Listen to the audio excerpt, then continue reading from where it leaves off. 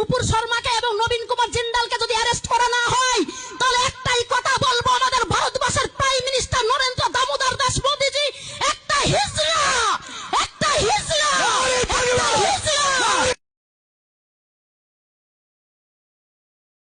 আজ আমরা এমন একটি বিতর্কিত বিষয় নিয়ে আলোচনা করব যা আবারও প্রশ্ন তুলছে মত প্রকাশের স্বাধীনতা আর ব্যক্তিগত বা রাজনৈতিক বিদ্বেষের সীমারেখা কোথায়। ভারতের গণতন্ত্রে প্রত্যেক নাগরিকের মত প্রকাশের অধিকার রয়েছে। কেউ সরকারের সমালোচনা করতে পারেন, কেউ রাজনৈতিক দলের বিরোধিতা করতে পারেন, কোনো নেতার সিদ্ধান্তের বিরুদ্ধে কথা বলতে পারেন। কিন্তু প্রশ্ন হলো, সমালোচনা আর অপমান কি একই বিষয়? একসময় বিজেপির প্রাক্তন মুখপাত্র নূপুর শর্মা এবং নবীন কুমার জিন্দালের বিরুদ্ধে ইসলাম ধর্ম নিয়ে মন্তব্য করার অভিযোগ ওঠে। সেই ঘটনাকে কেন্দ্র করে দেশ জুড়ে ব্যাপক বিতর্ক তৈরি হয়।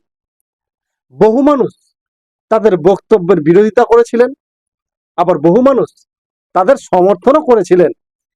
সেই বিতর্কের মধ্যেই সামাজিক মাধ্যমে ছড়িয়ে পড়া একটি পুরানো ভিডিওতে দেখা যায় স্বপ্না ভাদুরী নামে একজন মহিলা অত্যন্ত উত্তেজনা অবস্থায় ভারতের প্রধানমন্ত্রী শ্রী নরেন্দ্র মোদীকে উদ্দেশ্য করে আপত্তিকর ভাষা ব্যবহার করেছেন বলে অভিযোগ রয়েছে। ভিডিওতে তিনি দাবি করেছিলেন যে যদি নূপুর শর্মা এবং নবীন কুমার জিন্দালের বিরুদ্ধে কঠোর ব্যবস্থা গ্রহণ না করা হয়, অভিযোগ অনুযায়ী তিনি এমন একটি শব্দ ব্যবহার করেছিলেন যা শুধু একজন ব্যক্তিকেই নয়, একটি সম্পূর্ণ লিঙ্গ পরিচয় সম্পন্ন জনগোষ্ঠীকেও অবমাননা করতে পারে বলে অনেকের মত।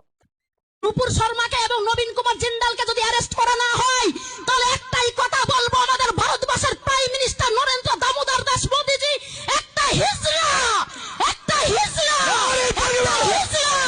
এখানেই প্রথমে একটি বিষয় পরিষ্কার করে বলা দরকার, কোনো ব্যক্তি যদি আইন ভঙ্গ করে থাকেন, তিনি যে রাজনৈতিক দলেরই হন না কেন, তার বিরুদ্ধে আইনানুগ ব্যবস্থা হওয়া উচিত।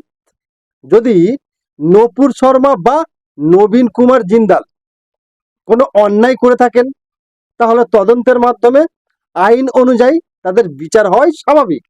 আইনের চোখে সবাই সমান হয় গণতান্ত্রিক মূল ভিত্তিক।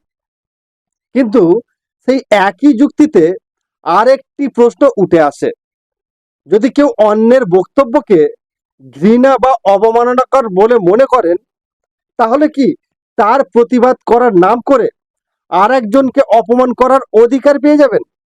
ভারতের প্রধানমন্ত্রী পদ শুধুমাত্র একটি রাজনৈতিক পরিচয় নয়, এই পদটি দেশের সাংবিধানিক মর্যাদার সঙ্গে জড়িত। একজন ব্যক্তি নরেন্দ্র মোদীকে পছন্দ করতেই পারেন, আবার অপছন্দ করতেই পারেন।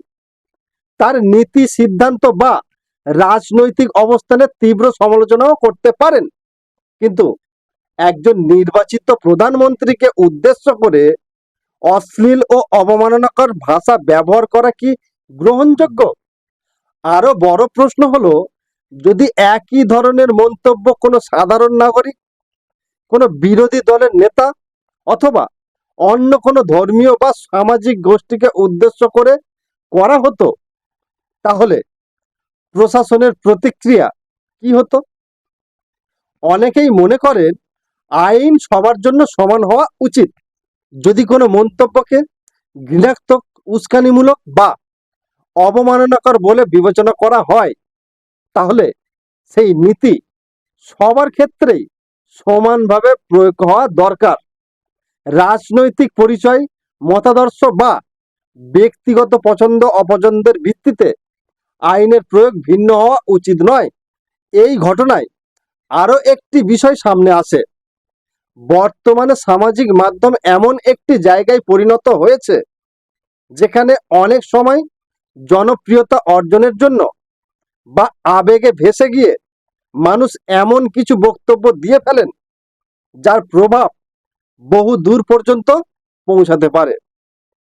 একটি ভিডিও কয়েক ঘন্টার মধ্যে লক্ষ লক্ষ মানুষের কাছে পৌঁছে যায়। ফলে জনসমক্ষে দেওয়া প্রতিটি বক্তব্যের জন্য দায়িত্ববোধ থাকা অত্যন্ত গুরুত্বপূর্ণ। কেউ যদি সত্যি অন্যায়ের বিরুদ্ধে প্রতিবাদ করতে চান, তাহলে তার কাছে সাংবিধানিক এবং আইনসম্মত বহু পথ খোলা রয়েছে। আদালত রয়েছে, প্রশাসন রয়েছে, গণতান্ত্রিক আন্দোলনের সুযোগও রয়েছে। কিন্তু কাউকে অপমান করে, কুরুচিকর ভাষা ব্যবহার করে বা উত্তেজনা ছড়িয়ে কোনো ইতিবাচক পরিবর্তন আনা যায় না। এই ঘটনাকে কেন্দ্র করে অনেক সাধারণ নাগরিক প্রশ্ন তুলছেন, যদি একটি মন্তব্যের জন্য এক পক্ষের বিরুদ্ধে তদন্ত বা ব্যবস্থা নেওয়া হয়, তাহলে একই ধরনের বিতর্কিত মন্তব্যের ক্ষেত্রে অন্যদের বিরুদ্ধে একই মানদণ্ড কেন প্রয়োগ করা হবে না? আইন কি সবার জন্য সমানভাবে কার্যকর হচ্ছে, নাকি কিছু ক্ষেত্রে দ্বৈত মানদণ্ড দেখা যাচ্ছে? তবে এই বিষয়ে চূড়ান্ত সিদ্ধান্ত নেওয়ার অধিকার আদালত এবং প্রশাসনের। কার বিরুদ্ধে কি ব্যবস্থা নেওয়া হবে সেটি প্রমাণ, তদন্ত এবং আইন প্রক্রিয়ার উপর নির্ভর করে। কিন্তু একজন সচেতন নাগরিক হিসেবে প্রশ্ন তোলা এবং আইনের সামনে প্রয়োগের দাবি জানানো গণতান্ত্রিক অধিকারের মধ্যেই পড়ে। আমরা কোনো ব্যক্তির বিরুদ্ধে বিদ্বেষ ছড়াতে চাই না, কাউকে লক্ষ্য করে হেনস্থা করাও আহ্বান জানাই না। আমরা শুধু এটুকুই বলতে চাই, যদি কোনো বক্তব্য সমাজের বিভাজন, ঘৃণা বা অপমানের পরিবেশ তৈরি করে, তাহলে সেই বিষয়ে প্রশাসনের নিরপেক্ষ ও আইনসম্মত অবস্থান নেওয়া উচিত। কারণ আইনের প্রতি মানুষের আস্থা তখনই বাড়ে যখন তারা দেখেন যে একই অপরাধের জন্য একই ধরনের মানদণ্ড প্রয়োগ করা হচ্ছে। এখন প্রশ্ন আপনাদের কাছে, আপনাদের কি মনে হয়, রাজনৈতিক মতভেদ থাকলেও দেশের প্রধানমন্ত্রী বা অন্য কোনো সাংবিধানিক পদে থাকা ব্যক্তিকে উদ্দেশ্য করে এই ধরনের ভাষা ব্যবহার করা গ্রহণযোগ্য?